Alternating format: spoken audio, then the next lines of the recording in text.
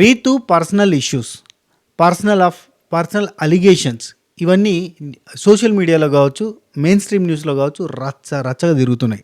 So ఇవన్నీ big boss మీద ఏమైనా ఎఫెక్ట్ చూపిస్తాయా? ఈ వీక్ ఎలిమినేషన్లో మార్పులు చేర్పులు ఏమైనా జరుగుతాయా? డబుల్ ఎలిమినేషన్ ఉంటే ఎవరెవరు ఎలిమినేట్ అవ్వచ్చు అండ్ ఓటింగ్లో ఎలాంటి ప్రభావం చూపిస్తున్నాయి? ఇటువంటి క్రేజీ అండ్ ఇంట్రెస్టింగ్ విషయాలతోటి ఈ వీడియో ఉండబోతోంది. లాస్ట్ దాకా చూసే ప్రయత్నం చేయరి.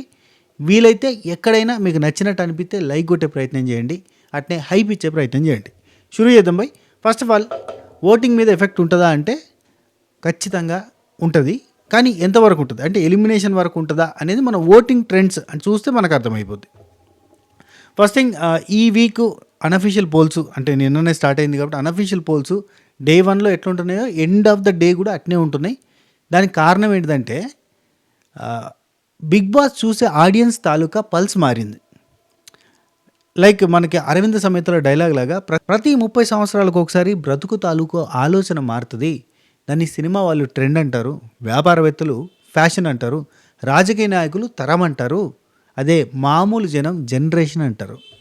ఆ జనరేషన్కి టార్చ్ బేర్ అనే ఆ డైలాగ్ ఉంటుంది. కానీ ఇక్కడ మనం మాట్లాడుకోవాల్సింది ఏంటంటే ఈ మోడర్నైజ్డ్ ఫాస్టెస్ట్ జనరేషన్లో 30 ఏళ్ళ దాకా అవసరం లేదు. ప్రతి 10 సంవత్సరాలకు ఒకసారే ఆలోచన మారుతుంది, చూసే ఆలోచన మారుతుంది, జనరేషన్ చేంజ్ అవుతూ ఉంది. Like that Bigg Boss already వచ్చి తెలుగులో నడుస్తుండబట్టి 9 సీజన్లు అయిపోయినాయి. 8 సంవత్సరాలు, అందులో 9 సీజన్స్ నాన్ స్టాప్తో కలిపి చెప్తున్నా. సో ఇది 10వ సీజన్. సో ఈ 10వ సీజన్కి ఆడియన్స్ పల్స్ మారింది, ఆడియన్స్ థాట్ ప్రాసెస్ మారింది. ముదురులైర్రు, మహాముదురులైర్రు అసలు ఓటింగ్ పోల్ చూసినప్పుడు, నామినేషన్లో ఉన్న లిస్టు చూసినప్పుడు వాళ్ళకి ఓట్ వేయాలనిపిస్తే వేస్తున్నారు, వెయ్యొద్దు అనిపించినప్పుడు అక్కడ నాకు ఎవడు నచ్చిన కంటెస్టెంట్ లేడు అనిపించినప్పుడు ఏ కంటెస్టెంట్ ఎలిమినేట్ కావాలి అని అంటే ఏ కంటెస్టెంట్కి ఓటు వేస్తే ఆ కంటెస్టెంట్ సేఫ్ అయ్యి ఈ కంటెస్టెంట్ డేంజర్ జోన్లోకి వస్తుంది అనే ఆలోచన ప్రకారంగా ఓట్లు వేసే ప్రయత్నం చేస్తున్నారు. అదే మనకి ఈ 2 వారాల నుంచి 3వ వారం ఈ వారం కూడా అదే ఎఫెక్ట్ ఓటింగ్లో కనబడుతుంది, స్పష్టంగా కనబడుతుంది. అందరూ ముదురులయ్యారు, దేశ ముదురులయ్యారు, వాళ్ళు ఓటింగ్తో చెడు కూడా ఆడుతారు. లైక్ దట్ ఫస్ట్ వీక్లో సుమన్ శెట్టి అన్నకి హైయెస్ట్ ఓటింగ్, సెకండ్ వీక్లో టాప్ సెకండ్ ఓటింగ్ వచ్చి సుమన్ అన్న సేవ్ కావడం, డేంజర్ జోన్లోకి వాళ్ళకు నచ్చని కంటెస్టెంట్లు అంటే ఈ కంటెస్టెంట్కి బయట విపరీతమైన నెగిటివిటీ ఉంది, అసలు ఆ కంటెస్టెంట్ మనకి ఇష్టం లేదు అంటే ఆ కంటెస్టెంట్ని ఫస్ట్ బయటకు పంపించడం. ఆ తర్వాత రౌండ్లో ఒక కామనర్స్ చాలా చికాకు చేస్తారు కాబట్టి కామనర్స్ వెళ్ళిపోవాలి అంటే సెలబ్రిటీస్లలో ఎవరికైతే ఓట్స్ ఎక్కువ పడాయి వాళ్ళు ఎంత పర్ఫార్మెన్స్ చూపిస్తలేరు, అయినా పర్లేదురా ఉత్తగా ఉన్నా పర్లేదు కానీ చికాకు పెట్టేటోళ్ళు నాకు వద్దు అని చెప్పి ఉత్తగా ఉన్న వాళ్ళకి ఓట్లేసి చికాకు పెట్టేటోళ్ళని డేంజర్ జోన్లోకి పట్టుకొచ్చి బయటకు పంపించడం. పోయిన వీక్ ఎట్లయితే డేంజర్ జోన్లోకి కామనర్స్ని పట్టుకొచ్చారో మళ్ళీ ఈ వీక్ కూడా డేంజర్ జోన్లోకి కామనర్స్తో పాటు ఒక కంటెస్టెంట్ బయట విపరీతమైన నెగిటివిటీ అవుతూ హౌస్ లోపల కూడా అనవసరమైన లవ్ ట్రాక్లు, అనవసరమైన క్రింజ్ కంటెంట్ని క్రియేట్ చేసిన కంటెస్టెంట్ని డేంజర్ జోన్లోకి తీసుకొచ్చే ప్రయత్నం చేశారు. ఓటింగ్ ట్రెండ్స్ చెప్తా, ఓటింగ్ పోల్ ఎట్లుందో చెప్తా, అప్పుడు మీకే క్లారిటీ వస్తుంది. ఫస్ట్ థింగ్, కనీ విని ఎరగని రీతిలో కోర్స్ మన జనరేషన్ చేంజ్ వల్ల చాలా కొత్తగా ఆలోచించడం వల్ల ఫ్లోరా సైనీ గారు ఓటింగ్లో టాప్లో కనబడతారు. ఎక్కడ పోల్స్లో చూడండి, ఎక్కడ పోల్స్లో చూసినా ఫ్లోరా సైనీ గారు టాప్లో కనబడతారు. ఈవెన్ కొంతమంది యూట్యూబ్లో పోల్స్లో రివర్స్లో కూడా గేమ్ ఆడడానికి ట్రై చేశారు. అంటే ఈ వీక్ ఎలిమినేట్ అయ్యేది ఎవరు అనుకుంటున్నారు అని పెట్టినా కానీ అందులో ఎవరైతే ఎలిమినేట్ కావాలనుకుంటున్నారో వాళ్ళకి ఎక్కువ శాతం ఓటింగ్ వచ్చి, ఎవరైతే ఎలిమినేట్ కావద్దు అనుకుంటున్నారో వాళ్ళకి తక్కువ శాతం ఓటింగ్ వచ్చింది. లైక్ అక్కడ కూడా ఎట్లా చూసినా కానీ తిమ్మిని బొమ్మిని చేసినా కానీ ఆడియన్స్ పిచ్చి క్లారిటీతో ఉన్నారు. ఖచ్చితంగా కామనర్స్ నుంచి ఒకరిని డబుల్ ఎలిమినేషన్ ఉంటే కనుక ఇక్కడ బయట పెంట జరుగుతుంది న్యూస్ కాబట్టి రీతు చౌదరి లాంటి వాళ్ళని ఎలిమినేట్ చేయడానికి ప్రయత్నాలు చేస్తున్నారు. ఫ్లోరా షైనీకి దాదాపు 30% ఓటింగ్ ఉంది అబ్బా. ఎందులో చూడు 26 పైనే ఉంది, 26, 27, 28, 29, 30 వరకు కూడా ఓటింగ్ ఉంది. Flora shiny top in the voting. అసలు హౌస్లో తను ఏమైనా చేస్తుందంటే ఏమీ చేస్తలే. మొన్నటిదాకా బాత్రూంలో అడిగింది కానీ ఇప్పుడు బాత్రూంలో అడగడానికి కూడా ఆపర్చునిటీ లేదు, ఇప్పుడు జైల్లో ఉంది కదా. సో ఎటువంటి పర్ఫార్మెన్స్ లేకుండా, ఎటువంటి వాక్ చాతుర్యం లేకుండా, మాట లేకుండా, భాష రాకుండా, ఆట లేకుండా, పాట లేకుండా, ఏది లేకుండా సింపుల్గా అట్లా హౌస్లో ఉన్నా మేము ఉంచుతాం, కానీ ఎక్స్ట్రాలు చేస్తే మాత్రం తీసి అవతలకు నొక్కుతాం అన్న కాన్సెప్ట్ తోటి ముందుకు పోతారు ఆడియన్స్. కొత్త తరం ఆలోచన కొత్తగా వచ్చింది. నేను కూడా దానికి అలవాటు చేసుకున్నా. ఫస్ట్ వీక్ షాక్ అయినా, సెకండ్ వీక్ కొంచెం స్టేబుల్ అయినా, ఈ వీక్ ఒక క్లారిటీ వచ్చింది. ఓకే, మనకు కావాల్సింది ఏంది, ఏమి చేయకపోయినా పర్లేదు, క్రింజ్ చేస్తే మాత్రం పంపిస్తాం బయటకి, అంతే. సెకండ్ పర్సన్ సైలెంట్‌గా ఉంటాడు. పెద్ద పర్ఫార్మెన్స్ అంటే ఓకే. ఫస్ట్ వీక్‌లో చాలా గట్టి పర్ఫార్మెన్సే చూపిచ్చిండు. కానీ ఎక్కడ గూడా మాట్లాడడు. స్టాండ్ తీసుకోడు. ఇష్యూ జరుగుతున్నా, తన చుట్టూ ఇష్యూ జరుగుతున్నా దాని మీద నిలబడి మాట్లాడడు. ఒక క్లారిటీ ఆఫ్ థాట్ ఉందా లేదా అన్న క్వెషన్ మార్కే ఉంది. కానీ మంచోడు. కాబట్టి ఉంచుదాం. రాము సెకండ్ హైయెస్ట్ ఓటింగ్‌లో 26-30% ఇతనికి గూడా ఉంది. Flora and Ramu. ఫ్లోరా కంటే రాము చాలా బెటర్. అండ్ ఈ ఓటింగ్ లిస్ట్‌లో ఉన్నోళ్ళల్లో రాము కంటే బెటర్ ఉన్నోళ్ళు ఉన్నారు. కానీ రాముకే ఎక్కువ ఓటింగ్ పడింది. ఎందుకంటే సైలెంట్‌గా ఉన్నాడు. కంటెంట్ కోసం కత్తలు పడలేదు. ఎక్కడ కూడా ఓవర్ యాక్షన్ చూపించలేదు. సింపతి చూపించలేదు. యాటిట్యూడ్ చూపించలేదు. ఏ ఒక్కడు చూపించలేదు అబ్బా. సింపుల్గా ఉన్నాడు అంతే. మన ఇంట్లో మనిషిలే సింపుల్గా ఉన్నాడు. టైంకి పని ఉంటే పని చేసుకుంటాడు. ఏదైనా టాస్క్ ఉంటే టాస్క్ చేసుకుంటాడు. సైలెంట్గా ఉంటాడు. That's it. ఇదివరకు అరిసి గీపెట్టి లొల్లిపెట్టి నామినేషన్లు రచ్చ చేస్తే టక్కన వారు వన్ సైడ్ అయిపోయేది. అవన్నీ అవసరం లేదు భయ్. నువ్వు సైలెంట్గా నీట్గా ఉండు. నువ్వు నీ లెక్క ఉండు భయ్. మేము ఎంకరేజ్ చేస్తామని ఎంకరేజ్ చేస్తారు. థర్డ్ పర్సన్ వచ్చేసి హరీష్. హరీష్ 14% ఆఫ్ ఓటింగ్ ఉంది. 13-14 అంటే మంచి ఓటింగ్ ఉందంటే అంత మంచి ఓటింగ్ కాదు. మిగతా వాళ్ళందరూ కూడా దాదాపు ఇంచుమించు అదే పర్సంటేజ్ 12, 10, 11, 13 అదే పర్సంటేజ్తో ఉన్నారు. కాబట్టి అది పెద్ద గొప్ప ఓటింగ్ కాదు. కానీ ఒక్క మెట్టెక్కు నిల్చున్నట్టు గంతే. గట్టు మీద ఉన్నాడు. ఇంకొంచెం పైకి ఎక్కుతాడు అని నాకు ఫీలింగ్ ఉంది. ఎందుకంటే నిన్న జరిగిన లత్కోర్ పంచాయతీ ఉంది కదా. సో ఆ లత్కోర్ పంచాయతీ అనేది జనాలకు నచ్చింది. ఎందుకు నచ్చింది? శ్రీజ మీద, ప్రియా మీద, డిమాన్ మీద, కళ్యాణ్ మీద ఉన్న హేట్ రేట్ వల్ల. శ్రీజ మీద, ప్రియ మీద వాళ్ళ నోరెక్కువ అయిందని హేట్ రేట్ ఉంటే, ఈ కళ్యాణ్, డిమాను ఆ రీతుతో నడుపుతున్న ఆ లవ్ ట్రాక్, ఆ సోది ట్రాక్, ఆ రొమాంటిక్ ట్రాక్, ఆ మన్నో మాశానం, దానివల్ల హేట్ రేట్ విపరీతంగా పెరిగింది. సో వాళ్ళని పట్టుకొని డిమాండ్ పవన్ నువ్వు చేస్తున్న లత్కోర్ పంచాయతీలు నాకు తెలియదు, నువ్వు చాక్లెట్ పట్టుకుపోయి ఇస్తాను, అదంతా నీ వీడియో చూపించారు కదా సార్, ఆయన నువ్వు చేసే లత్కోర్ పంచాయతీ అనేసరికి అక్కడ జనాలకు కనెక్ట్ అయింది. అది కరెక్టా రాంగా అని పక్కన పెట్టుర్రి. ఆయన అంతకంటే ముందు మంచి మాట్లాడినా, ఆ తర్వాత మంచి మాట్లాడినా అవన్నీ పక్కన పెడితే ఆ లత్కోర్ అనే వర్డ్కి డిస్కషన్ జరగడం అండ్ లత్కోర్ అనేది అంత పెద్ద బ్యాడ్ వర్డ్ కాదు అని చెప్పి జనాలు కూడా సర్టిఫై చేయడం అండ్ వాళ్ళు చేస్తున్న లత్కోర్ పంచాయతీలు అనడంలో తప్పు లేదనుకోవడం, ఇవన్నీ కూడా హరిష్కి ప్లస్ అవుతాయి. సో దీనివల్ల కొంత ఓటింగ్ ఇంకా యాడ్ అయింది ఈ వీక్లో. రేపు ఎల్లుండి ఏమైనా పెంట పెడితే చెప్పలేం, కానీ నామినేషన్లో చేసిన దానికైతే ఆయనకు ప్లస్సే అయింది, మైనస్ కాలేదు.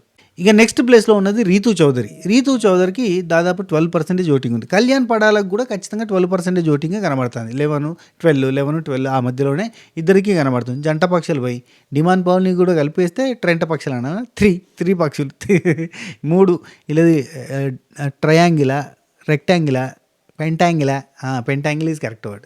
ఈ పెంట యాంగిల్ మనకి వాళ్ళ స్టోరీని చూపిస్తూ ఉంటారు. అదంతా ఫ్రెండ్షిప్ పెంచుకోవడం తెలుసు మీకు. సో అదంతా కూడా వీళ్ళకి మైనస్ అయ్యి వీళ్ళు లిస్ట్లో కనబడుతున్నారు.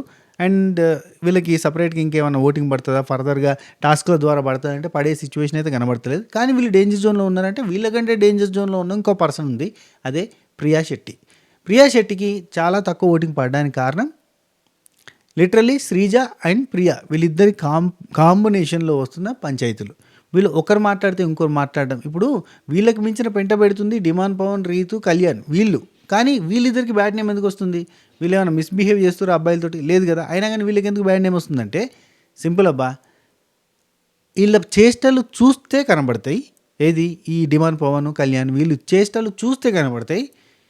వీళ్ళు చూడకపోయినా వినబడతాయి. గట్టిగా కొడతా, గట్టి కయ్య అని కొడతా ఉంటే ఇరిటేషన్ వస్తుంది.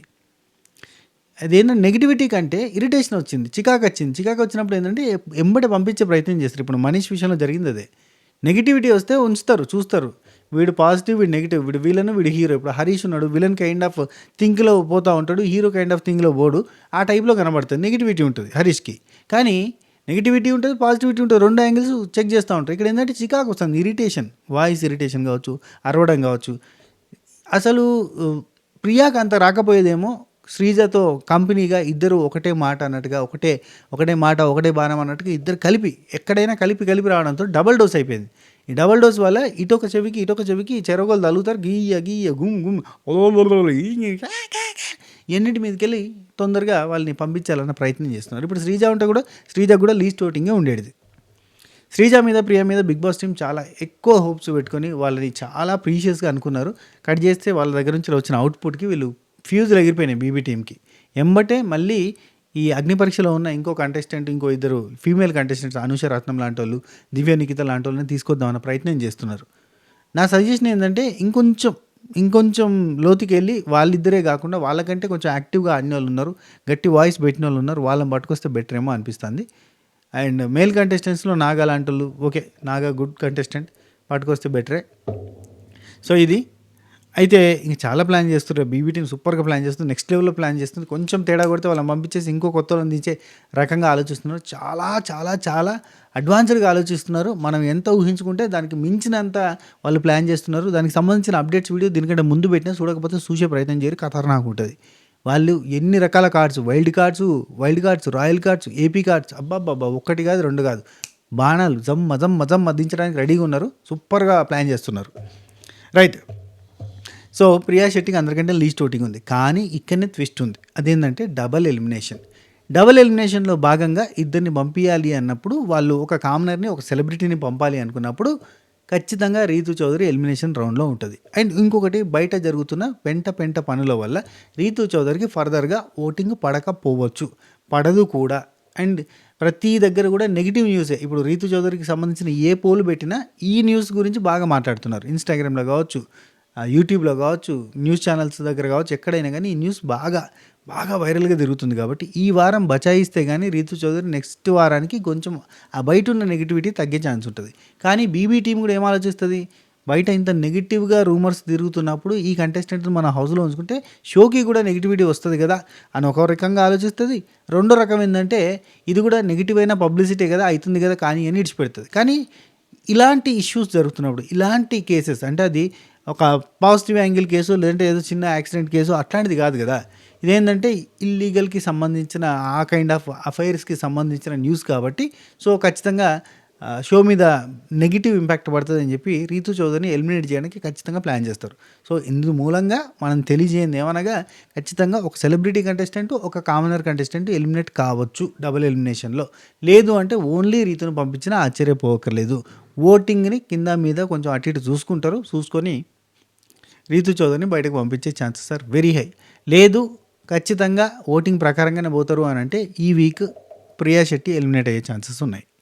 ఇది elimination analysis and Ritu Chowdary personal issues impact on Bigg Boss voting and elimination pattern. అది మ్యాటర్. ఖచ్చితంగా ఎలిమినేషన్ ఎవరవుతారు అని మనకి శుక్రవారం నాడు తెలిసిపోద్ది.